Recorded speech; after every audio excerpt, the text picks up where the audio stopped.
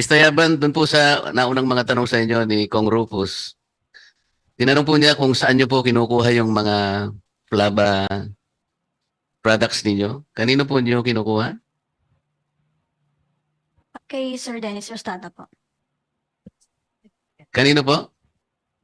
Kay Mr. Dennis Rostata po. Dennis Doon po namin Rostata. binibili. Nandito po ba yon? Totoo po ba yon na sa inyo niya kinukuha? Hindi po, Your Honor. Mr. Chair, malaki po ang problema natin. Hindi ko alam kung sino po nagsasabi na totoo. Ito pong mga nakumpiskang mga Flaba vapes ay pag-aari po ninyo, hindi po ba? Yes po, Your Honor. Pero ang sabi nyo, kinukuha nyo naman kay Rostata ng Bencat.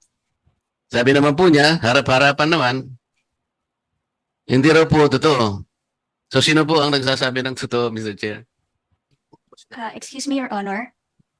Sige po. Nagsisend po kami ng order kay Mr. Dennis Rostata and then magbibigay po siya ng receipt sa amin. And then magbabayad po kami sa kanya and then i-deliver po sa amin yung products door-to-door sa warehouse. Yun nga po, so, sa kanya rin niya kinukuha. Sa kanya kayo nakikipag-deal, sa kanya kayo nakikipag-transact, hindi po ba? Ngayon, itinatanggi naman po niya na hindi po nanggagaling sa kanya.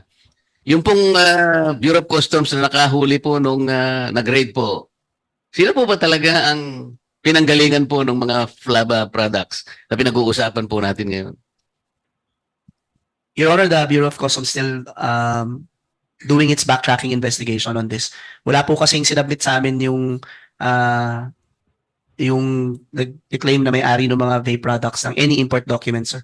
Wala rin po kami nakitang any import documents doon sa loob ng warehouse. So, kaya nga pinapresume po namin siyang smuggled.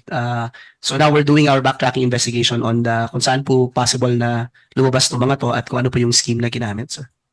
Mr. Chair, ang sabi po ni Ms. Tayaban, sila po ang may-ari ng mga products. Mr. Bureau of Customs, bakit hindi mo ma-determine ngayon kung saan nanggaling? Isa na sila naman ang may-ari. Sir, wala po kasi silang pinresent na import documents and they're also claiming that they did not import the items. Sinasabi ho nila si Dencat, but Dencat, sir, hindi naman, pareho po silang hindi accredited importer ng Bureau of Customs, sir. So, Mr. Chair, maliwanag po na kahit na sinasabi ni Mr. Yaban na sila po ang may-ari at siya po ay nagsasabi na binili niya naman kay Mr. Rostata, sabi naman ni Rostata, hindi naman po totoo yun, na wala po talagang may-ari. Ano po ngayon ang status nito kung yung mga nasakote po ninyong mga produkto wala naman talagang may-ari? Pwede ba natin kunin ngayon? Sa atin na lang po yan? Sir, may forfeiture order na po kami, sir. Oo nga. Kasi sa ngayon, lumilitaw, walang may-ari, di ba? Kahit na aminin pa ni Mr. Yaban na silang may-ari. Wala po kayong dokumentong sinabmit na papatibay na kayo po ang may-ari. Maliwanag po yun. At tinatanggihan naman ni Rostata na sa kanya po nanggaling yun. Wala po kayong magagawa sapagkat wala naman kayong mapipresenta sa kanya siguro sa kumiting ito na talagang binili nyo sa kanya. Kaya malinaw po ngayon na yung mga produktong yan ay wala na pong may-ari at maliwanag po na yan ay nasa disposal na po ng pamahalaan. Tama po ba yun, Mr. Bureau of Customs? Tama po kayo, Your Honor. Gusto ko pong itanong sa inyo sapagkat kayo ang nag-raid. Ano po ba yung itsura ng mga produktong ito? Kasi dalawa po yung nakikita ko. Isang Flaba Oxbar at saka isang Flaba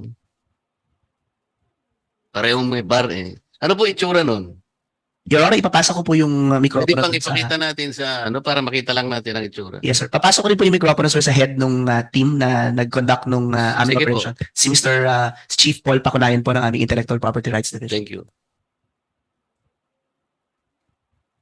You recognize Inspector Intelligence Officer 3, Paul Oliver Pacunayan, sir. Paul Oliver Cunas. Sir, you're Yes, sir. All of the commodities found at the warehouse are branded as Flaba Romeo with various flavors. So that's the only distinction between them. Just the flavor. Meron po kayong hawak ngayon, makita natin.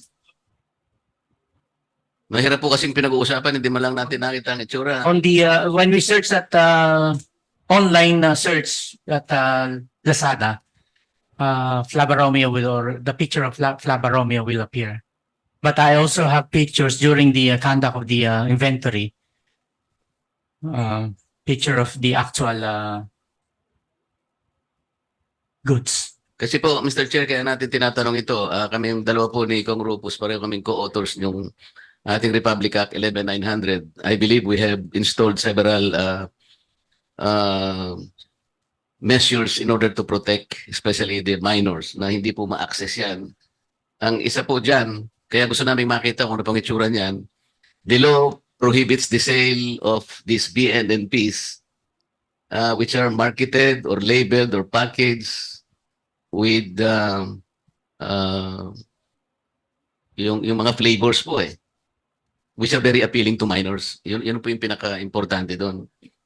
As a matter of fact, even the consumer communications of these products, Mr. Chair, meron pong prohibition about the use of yung mga cartoons, yung mga candy bars, Yeah. even desserts. Okay. That's exact. Kasi kung ito po lahat ay nandyan at itong mga Flaba importers na yan, kung sino po yung nagdadala niyan, they're violating several provisions of RA 11900.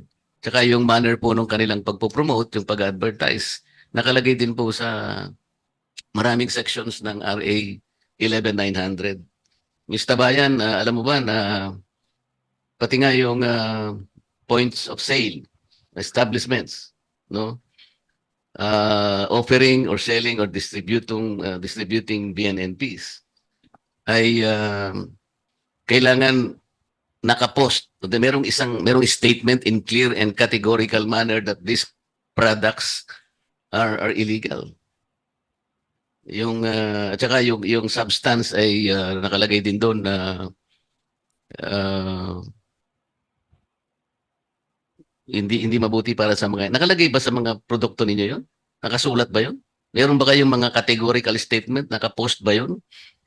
Na these products are not even recommended to minors and they're not supposed to be sold to people below 18 years of age. Nakasulat ba yung mga yan?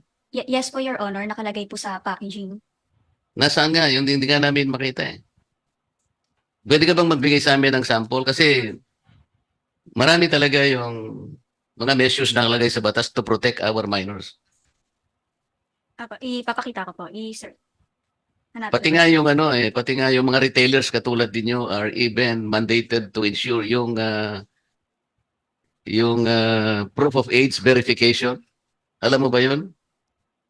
Yes, By Your Honor. let's say requiring the presentation of a government issued identification card showing the buyer's age at saka yung birthday niya. Alam niyo ba 'yun?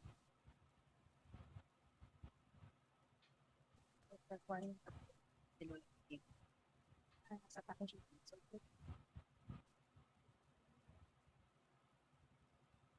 I don't think, Mr. Chair, these people even understand or are even conscious about Republic Act 11900. Meron pang piniprescribe na graphic Excuse me po, health Your warning, Ms. Tabayan. Do you know Yes that? po, Your Honor. Nakalagay po sa packaging yung graphic health warning. Nandun din po sa packaging yung Oo nga, but against your statement, hanggang hindi namin nakikita, paano natin malalamang totoo yung sinasabi mo? You're just reading from a cellphone. Kaya nga gusto namin makita. We want to make sure, unang-una, yung produkto talaga, totoo ba yan na talaga na pinoproteksyon nyo yung mga minor? Kasi ginawa namin ang batas na to, in particular protection to people below 18 years.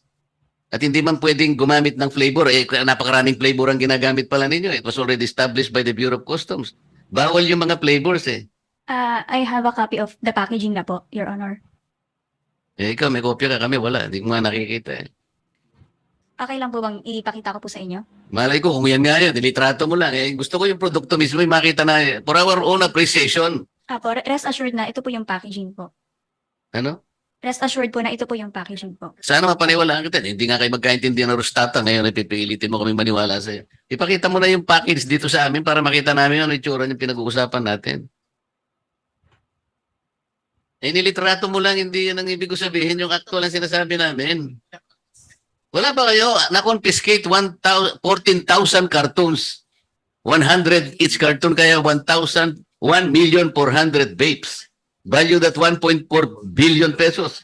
Wala kayo may bibigay na isa sa amin para makita namin ano itsura niyan?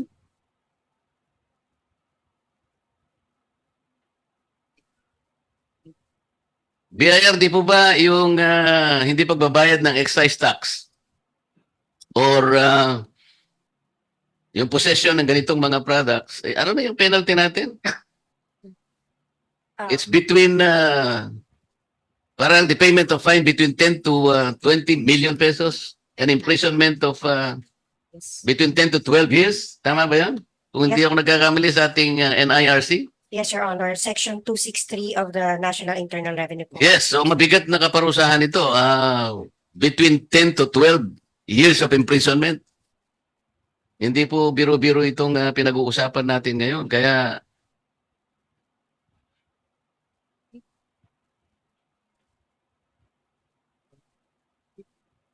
so, Mr. Chair, hanggat hindi po ako nakakita ng itsura nung titigil na muna ako kasi gusto ko kasing makita po yung pakete ng mga vapes. Thank you. Are there any other questions? Your Honor, can I make a clarification Yes, as ma'am. to As to your the warehouse? The registered warehouse from Flava Corporation, when they secure the permit as To manufacturer, is at Sampaloc, 1587 Condiman Street, Sampaloc. And they did not mention the warehouse in Valenzuela. Okay. Maybe that's why there's no revenue officer on premise that will be assigned in that. so there is an ROP in Sampaloc. Condiman. Even though we are, we have a I limited. take that person- as there's none. Yes. Because in Valenzuela. according to the report of the BOC, what is your investigation of the Sampaloc premises? It's a two-story residential house. And in the bottom is a vape shop. Yes, sir. And in the top is what? A residential house. So in other words, there's no factory. That's right, sir. That's in your in your report. So meron lang ako itatanong, ma'am. I hope alam mo, the lesson for the day is this is a market growing by 40% per year. Bakit pa hindi nyo kailangan sumunod lang sa batas? Malaki ang kikitain nito. Ilan lang kayo dyan? 4 lang yata kayo nag-ooperate dyan. So anyway, just show a few things. Sige nga. Mr. Chairman, nakalimutan pala akong itanong sa DTI. Sige. One question. DTI, nandyan po ba kayo? BPS po yan. Bureau of DTI? Product Standards. Sir, ito po. Kayo po? What is your responsibility under Section 19 of Republic Act 11900 in regard to the subject of our inquiry? Section 19.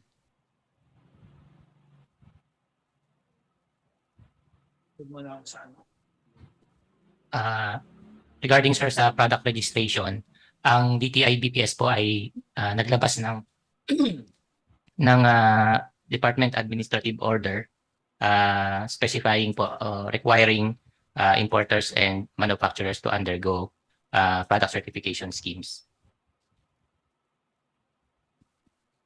Yung Section 19 ang sinasabi ko. Yung responsibility nyo to recall, ban, or even seize mga products na non-compliant dun sa... Katulad po ng napapansin natin ngayon. Yes po, sir. If the product is found non-compliant po dun sa schemes, meron pong order na i-issue ang DTI BPS to stop selling or kung imported po yun, pinababalik po sa country of origin or i-destroy po. So ano po ang gagawin nyo ngayon na nakikita natin na malinaw that there is a manifest violation of laws in regard to these products that have been raided by the Bureau of Customs. Now it's now in their custody. Paano yung hindi sa custody nila na nasa market? What is the action that should be taken by the DTI under the circumstances? Sir, Your Honor, sa ngayon po yung ating Department Administrative Order 22-06 will be mandatory enforced on June 2024 po.